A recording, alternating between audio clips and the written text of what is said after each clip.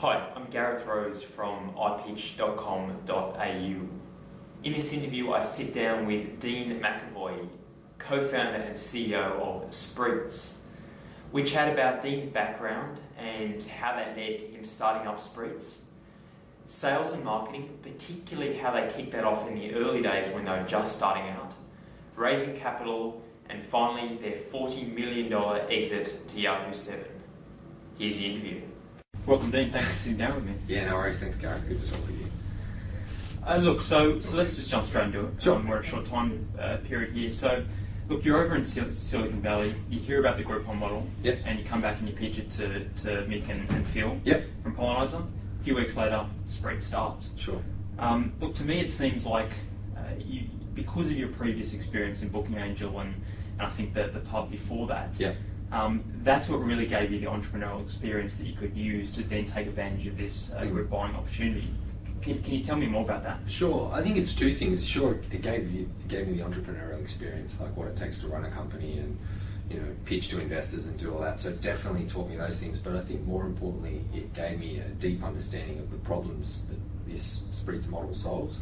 And those problems are that local merchants for years have struggled with the efficiency of the advertising that was offered to them. So local newspapers and yellow pages and things like that were very expensive and didn't deliver a clear return on investment.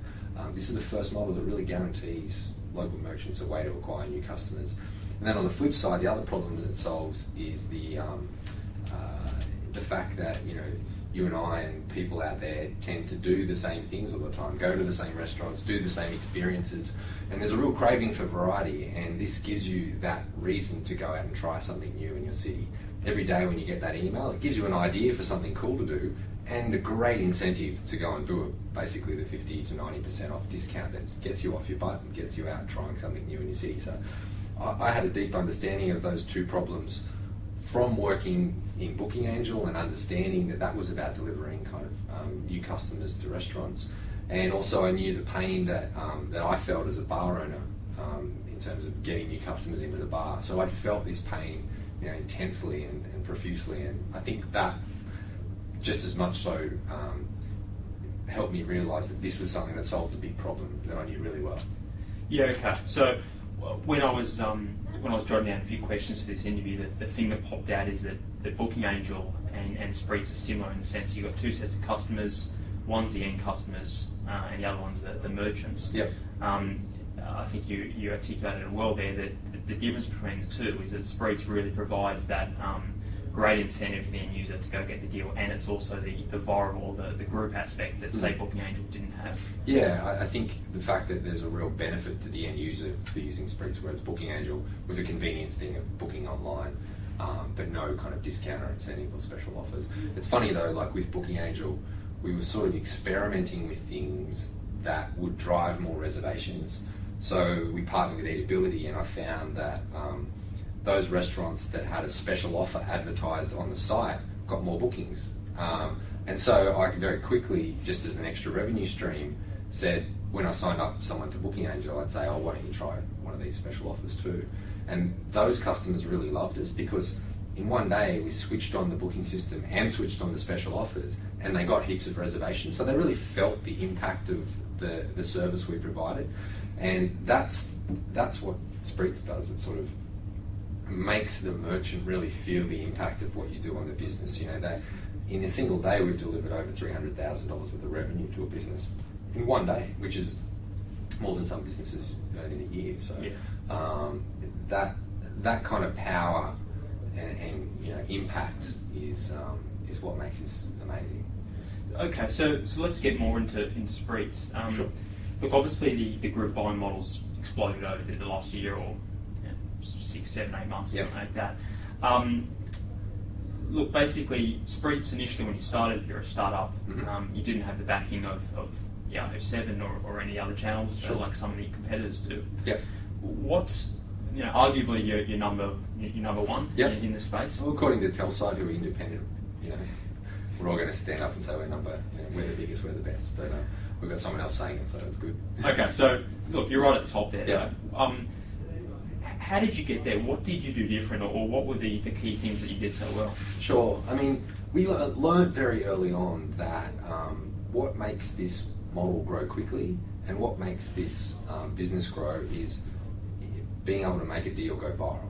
And then, so we drilled into that and said, well, what makes someone share a deal with someone else? And it's quite simple, it's the quality of the deal. Basically, for you to put it on Facebook to share with your friends, it represents who you are. You know, so you're not going to share, and I learned this kind of intuitively in the beginning. We ran some very good deals in the beginning, and then under the pressure of getting a deal that they closed with me, the only person doing the sales, I got some deals that weren't so good.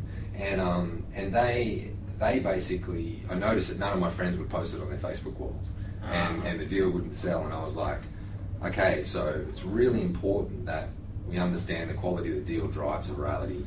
And then we focused on the other aspect.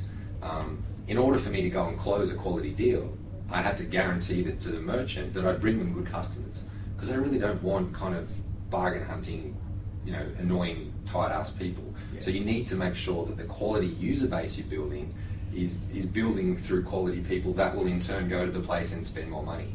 So we understood that there was this sort of viral mechanism that if I could get good users, I could close good deals, which allowed me to get more good users. And so from the beginning, we basically started seeding the database with only good quality users. So anytime we did a partnership deal or focused on how would we get more new users, we made sure that they were quality users. So for instance, Brands Exclusive was one of our early partners that they sell high-end fashion products to to a more female audience than male, obviously, but they're name brand, high-value products. So we were like, they're the consumers we want to get, and we partnered with them in the early days, and that sort of seeded our database with a good quality starting base of people. And then we knew we could deliver to merchants good quality users, and we closed some amazing deals, and that's what spiraled us ahead of everyone else. We got, with Qdo and their Channel 9 backing, they spent $35 million on advertising since December to sort of, I think, January of those 3 months. And, we're still outselling them. And it's because we understand those dynamics about building a quality user base. And basically, you can fill your database with lots of people in lots of ways. Some of our partners have gone and bought Facebook groups. And for us, that doesn't build a quality user base. It doesn't build, people are high spenders, live locally, and are going to be good to the merchants that we run deals with. But we really focused on that in the beginning, and I think that's what sets us apart now. It's why we can close the better deals, with the Opera House and the chef-hatted restaurants and Good Vibrations Music Festival. Those kind of things allow us to do that. Okay, great. Taking a step back a little bit for a moment, just to even set up what you just said. Sure. I imagine you heard about the model, the group buy model, Silicon Valley. You came back here, yep, and you pitched it, you started the business, and you had a view of how it would work, based on, I guess, your experience at Booking Angel and probably some of the things you just mentioned there with quality. Yeah. But I imagine there were still some assumptions that you had that you went through and tested them or validated them very early on. Yeah. Can you talk to me a little bit more about that? I guess the reality is in any startup environment, especially a fast-paced moving one, you really can't plan accurately too far in advance. We thought that when we first started this business that we would be making, $500,000 a month in December. We ended up making nearly $4 million a month. So we were completely wrong in our estimates, but I think that it just came back to the question. The question was around very early on testing. Oh, the assumptions. Yeah, sorry. Yeah. So the assumptions are constantly changing. Like everything you think is valid today, is only proven wrong by what happens in the market. So iteration is everything we live by. From what I talked about before with the deals, we only learned that through sort of trial and error, and just having the right feedback loops in place to know that things work and things don't work. And that's the most important thing, the really quick feedback loops, and that you can just try lots of things and work out what's best. Same with our search engine marketing. We started off with keywords like 600,000 keywords, and we drilled it down, optimized, worked out what was best, changed landing pages. All of that is a constant iteration and a constant feedback loop of improvement, and he or she who can do that the quickest and the most efficiently is what wins in this space, because no one really knows until it's out there. Until you put it out there and let people use it and try it, you don't really know. We always thought restaurant deals would be our big sellers at the start, but it turned out to be beauty.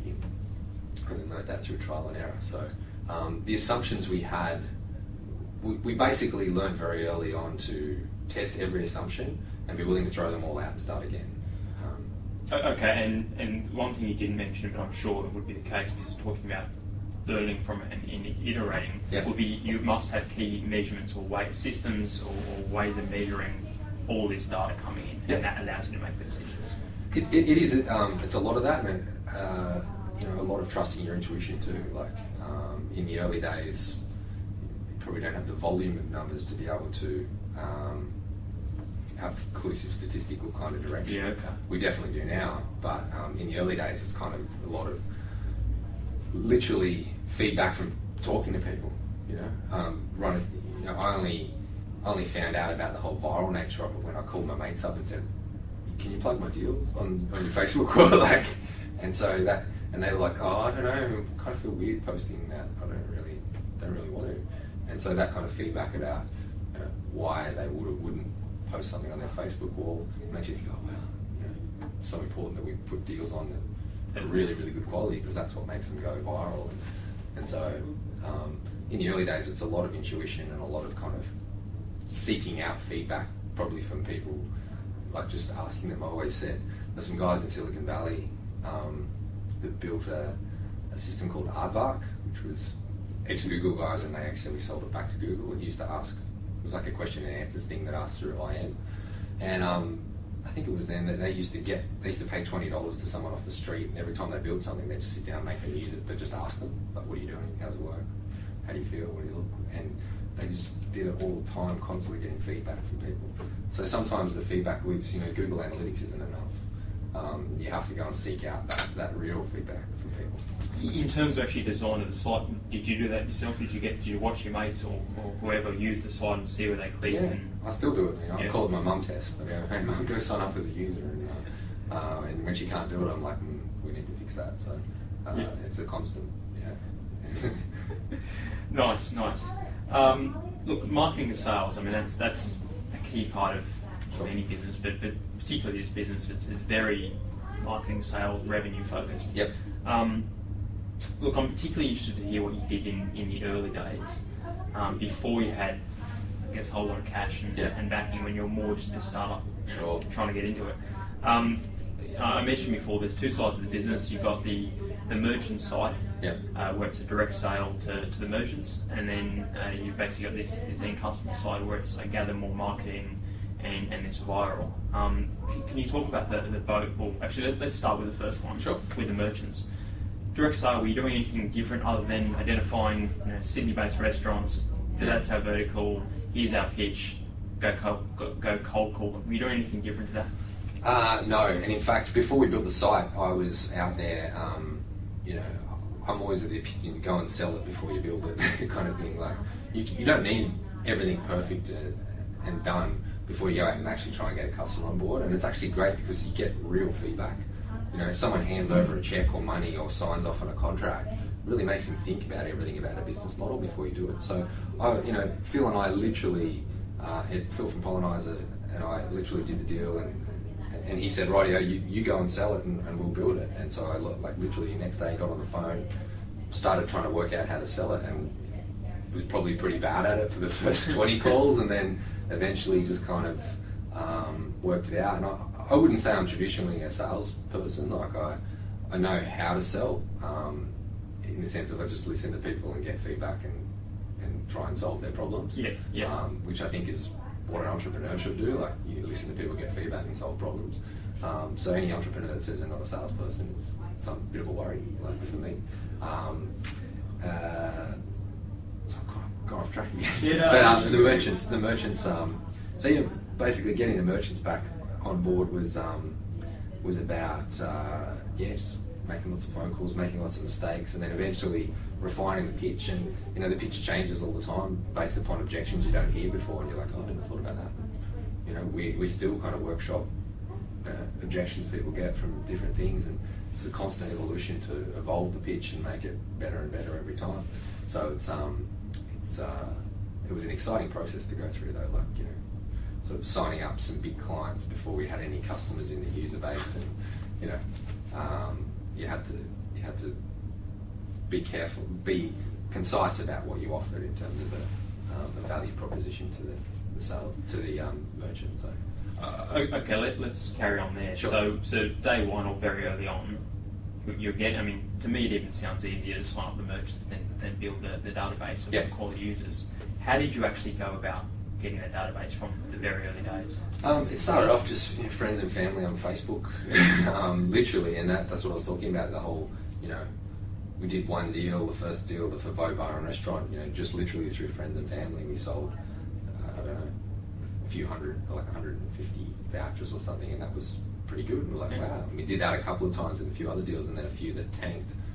And so it tanked because you didn't have enough people. No, it tanked. Oh, they just didn't sell because they weren't great deals. Yeah, basically. Okay. And so we learned very early that was the case, and then it was just your usual sort of marketing method. So we targeted some sort of premium keywords to try and get the right kind of users in the database. I had some good relationships through the Booking Angel kind of scenario, so we did some cross promotions through some restaurant directories and things like that. Booking Angel did some cross promotions and things like that, so people were booking restaurants, they got offers and things like that. So it was again focusing on that quality user base in the beginning. So we weren't trying to get huge numbers. You can go out and get huge numbers of people from lots of different places, but we really wanted to focus on the quality in the beginning. So you mentioned AdWords. Was that? I mean, it sounds like that was a key part of getting a whole lot of traffic. Yep. How do you? That to me sounds like it may not be quality. I mean, obviously it depends on what the keyword is. Yeah, but, sure. If it's something like restaurant deals or something to that effect. No. It was really about engaging people interested in the category. So if you're Googling, looking for a massage therapist, you're interested in a massage. So it's a good quality person that's actually willing to pay full price. Okay, so you had longer keyword phrases. Yeah, so it was all about trying to target those people just looking for the category. They were expensive to get in the beginning and things like that, but lots of different ways to come at it. So, I had a big database of like restaurants and things like that, so I knew how to target different things. I knew how to get people in on the restaurant side because we've been doing it already. So, and hence why you started with restaurants. Yeah, that was a natural kind of extension.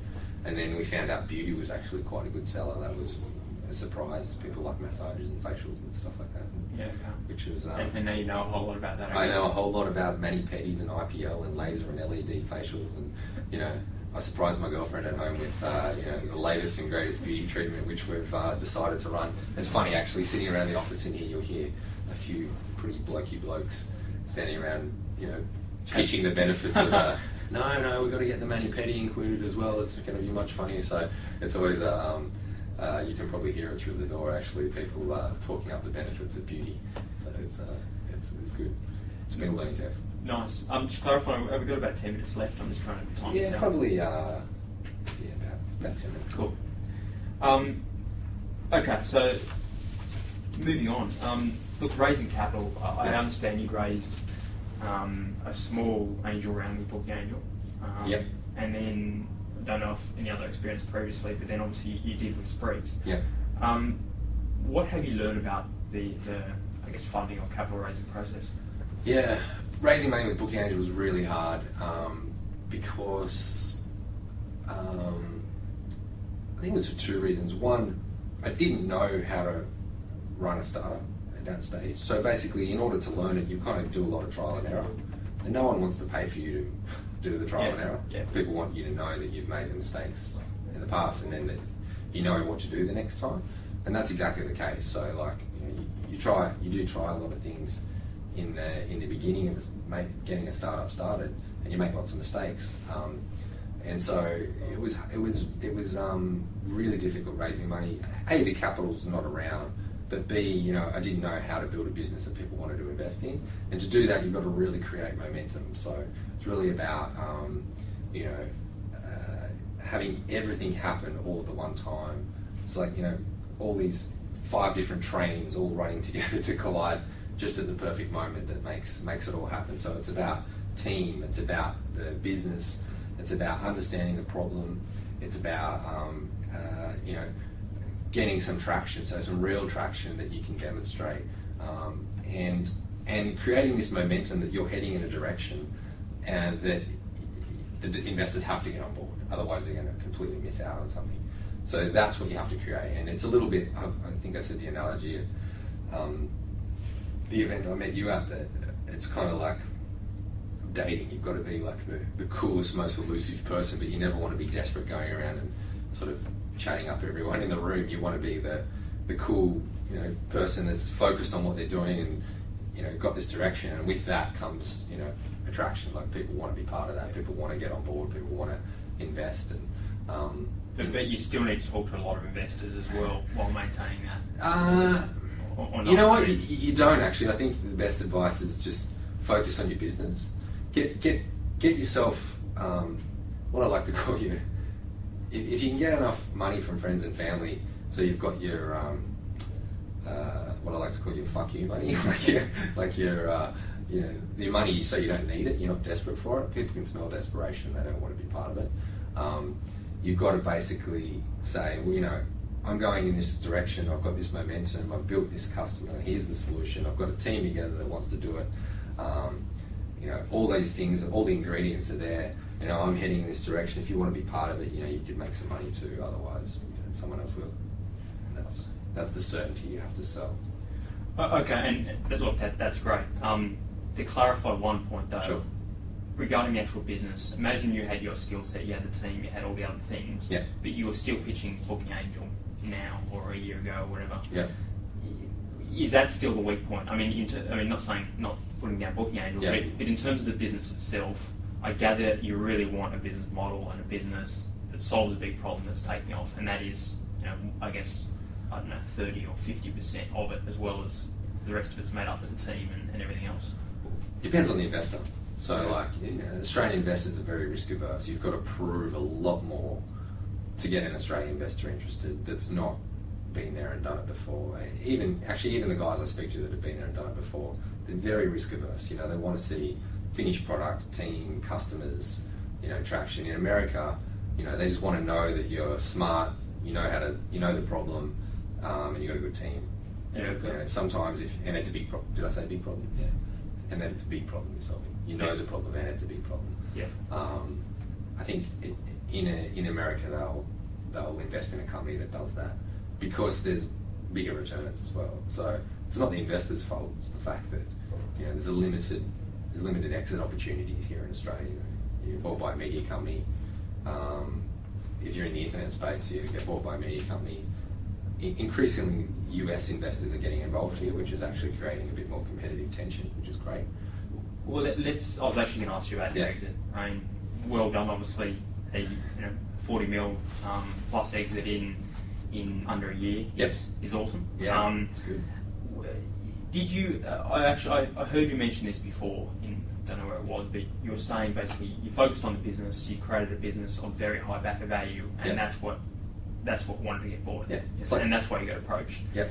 Was there, not to simplify that, because that's highly important, but was there anything else that you did? Was there anything that you did do to create competitive tension, or was group buying so competitive anyway that you sort of had... we definitely created competitive tension too. So we knew that people were interested, and then we hired an advisor to go out, like a real estate agent, to go out and sort of not market your business, but basically say, we'll get the best price for you.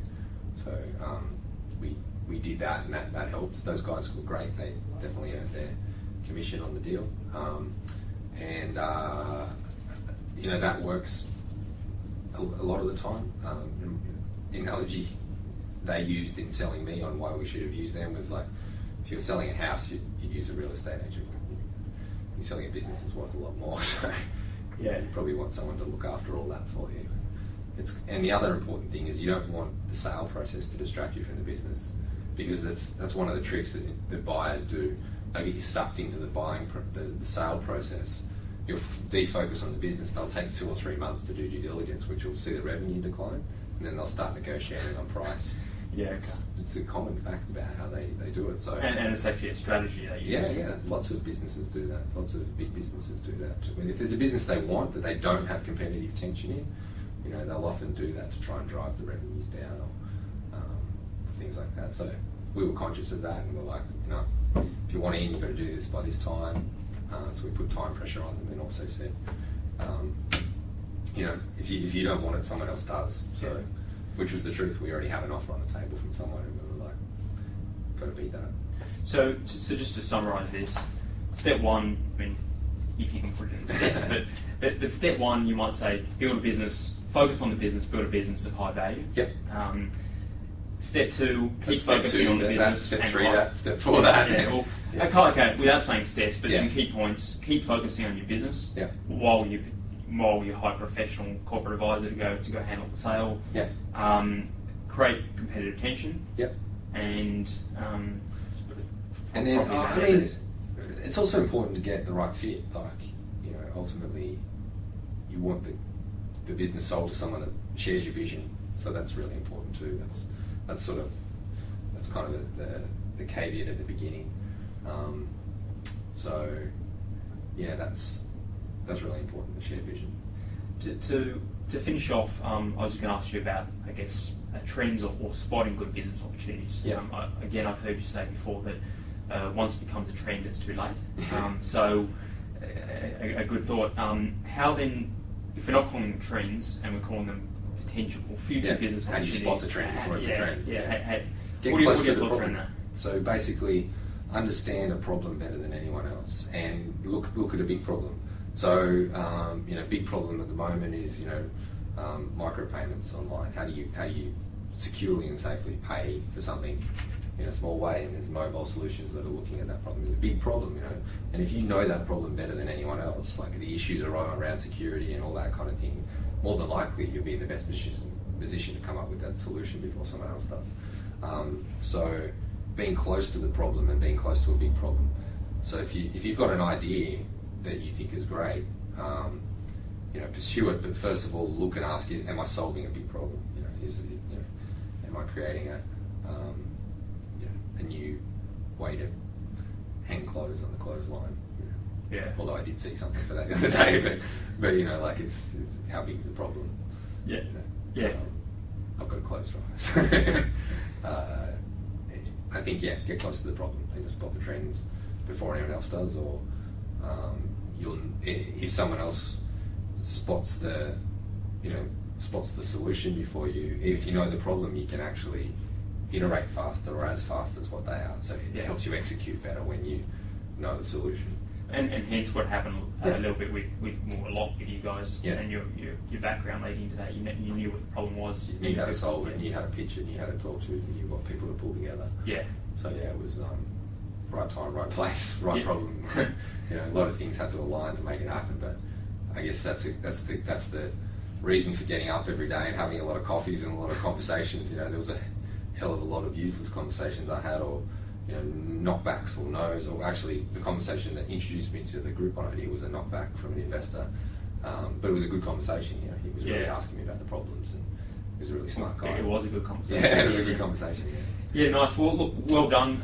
Look, you and your stories highly motivating to me and a whole lot of other Australian entrepreneurs. So thanks, Gareth. Well done. We're looking forward to seeing how it all goes in the future as well. That's exciting. Yeah, cool. Thanks, okay, mate. thanks a lot. Cool. Cheers. That was the interview. Hope you enjoyed it. If you've got any feedback or recommendations of people who I should be interviewing, please let me know. I do want to hear about it. Get in contact with me via the iPitch website. That's the best way. And otherwise, look out for more interviews at ipitch.com.au.